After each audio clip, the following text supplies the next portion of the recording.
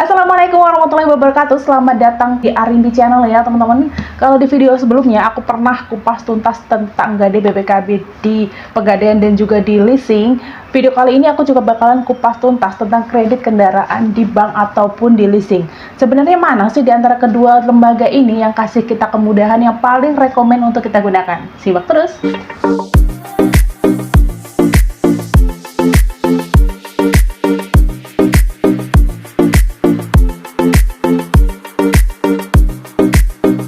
Di antara bank dan juga leasing ini teman-teman, sebenarnya nasabah leasing itu lebih banyak dibandingkan dengan nasabah dari bank ya, apalagi di kota-kota tertentu.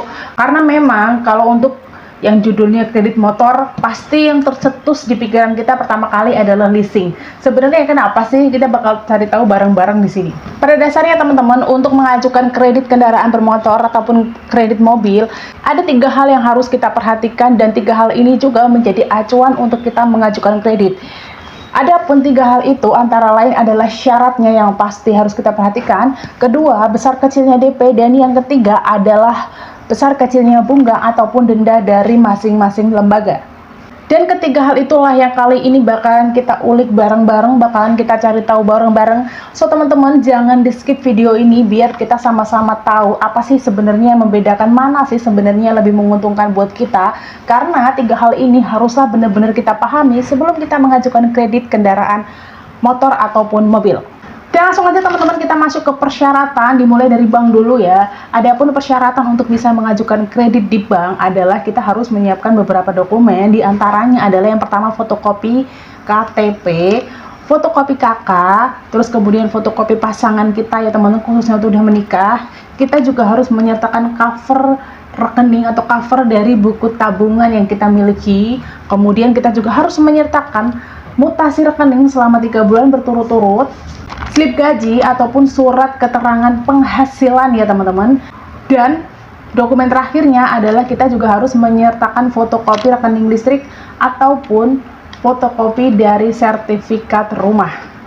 Persyaratan-persyaratan atau dokumen-dokumen yang tadi kita sebutin tuh teman-teman, itu adalah persyaratan umum, artinya persyaratan itu berlaku di semua bank ya teman-teman. Jadi mau itu di Bank BRI, mau itu di Bank Mandiri, persyaratan dokumen-dokumen tadi itu haruslah kita siapkan sebelum mengajukan kredit. Untuk kredit kendaraan di bank itu prosesnya akan sedikit lebih sulit, apalagi kalau kita adalah nasabah baru dari bank tersebut. Jadi biasanya bank itu akan menetapkan peraturan, kita baru bisa mengajukan pinjaman kredit kendaraan ini kalau kita sudah menjadi nasabahnya minimal 1 bulan. Jadi kalau belum atau kita baru, itu prosesnya akan lebih sulit.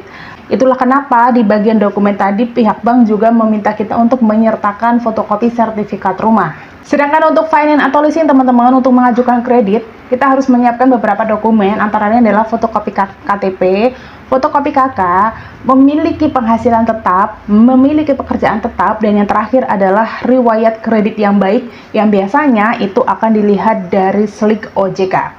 Dari sisi persyaratannya, kita bisa lihat bareng-bareng kalau memang di leasing atau di finance ini memang lebih mudah persyaratannya. Mungkin itu yang menjadi alasan kenapa nasabah dari leasing ini lebih banyak dibandingkan nasabah kredit kendaraan bermotor di bank. Tapi bukan berarti kita bisa menjadikan itu patokan ya teman-teman, karena kita juga harus membandingkan beberapa hal lain seperti DP dan juga bunga dan denda yang ditetapkan oleh masing-masing lembaga. Untuk bank teman-teman, besar kecilnya DP itu sebenarnya berbeda-beda masing-masing bank, tapi biasanya DP ini tidak lebih besar dari 30%. Ada bank yang memberikan DP sebesar 25%, bahkan untuk momen-momen tertentu, ada juga bank yang memberikan kita penawaran-penawaran di mana kita bisa kredit tanpa menggunakan DP ataupun DP 0%. Sama halnya dengan bank tadi, di finance ataupun di leasing, masing-masing leasing juga menetapkan besar kecilnya DP itu berbeda-beda ya teman-teman. Tapi pastinya DP itu tidak boleh lebih besar dari 30%. Artinya baik itu di leasing ataupun di bank, mereka menetapkan peraturan untuk besar kecilnya DP itu bisa dianggap sama. Walaupun kadang-kadang di bank juga bisa memberikan penawaran tanpa DP, promo itu pun juga bisa kita temukan di leasing atau di finance, tentunya di momen-momen tertentu. Tapi yang pasti, besar kecilnya DP ini akan mempengaruhi cicilan kita atau hutang kita baik untuk ke bank ataupun ke leasing. Artinya, semakin besar DP yang kita keluarkan, maka hutang kita ke leasing atau ke bank juga akan semakin kecil. Dan itu juga nantinya akan mempengaruhi jumlah cicilan yang harus kita bayar setiap bulannya. Lanjut kita ke bagian inti atau bagian paling penting dari kredit, yaitu pada bunganya ya teman-teman. Sama halnya dengan DP tadi, untuk besar kecilnya bunga ini masing-masing bank pastinya akan berbeda-beda. Biasanya akan dilihat dari besar kecilnya nilai dari kendaraan tersebut.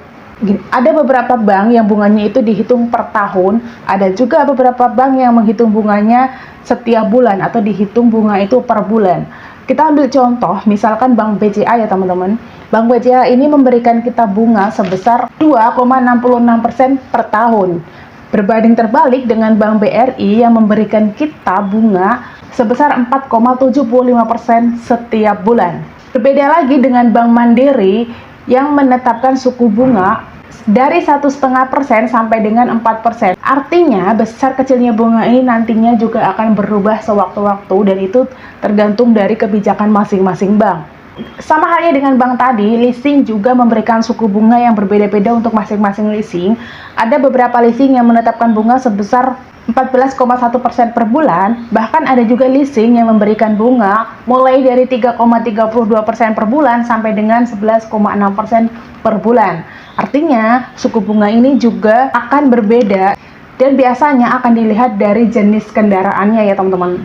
Untuk memudahkan perhitungannya teman-teman, langsung aja kita lihat tabel angsuran dari masing-masing lembaga. Aku ambil contoh salah satu bank dan juga salah satu leasing ya teman-teman. Nanti situ nanti akan terlihat perbedaan dari kedua lembaga ini. Kita ambil contoh tabel angsuran dari Bank Mandiri dan juga Adira ya teman-teman. Untuk jenis motornya adalah New Beat CBS, di mana motor ini di Mandiri dihargai sebesar 16.970 dengan DP 1,8 dan tenor maksimalnya sampai dengan 35 tahun dan cicilan setiap bulannya adalah sebesar 630. Kita lanjut ke Adira. Untuk kendaraan yang sama di Adira adalah seharga 17.720 dengan DP mulai dari 4,5 sampai dengan 7 juta, tenor maksimal sampai dengan 35 bulan dengan angsuran mulai dari 684 sampai dengan 593. Sekali lagi, tabel ini hanya sebagai contoh saja karena untuk harga kendaraan masing-masing wilayah akan berbeda. Dan itulah teman-teman perbedaan dari kredit kendaraan di bank ataupun kredit kendaraan di leasing. Pastinya keduanya punya kelebihan dan kekurangan ya teman-teman. Jadi intinya semakin mudah prosesnya pastinya akan memberikan bunga yang semakin tinggi, begitu juga sebaliknya. So teman-teman, berbijak-bijaklah menggunakan memilih lembaga ataupun aplikasi apapun agar kita bisa terbebas dari segala bentuk masalah yang mungkin akan menjerat kita ke depannya. Dan mudah-mudahan kita semua bisa terbebas dari segala bentuk kredit pinjaman apapun itu.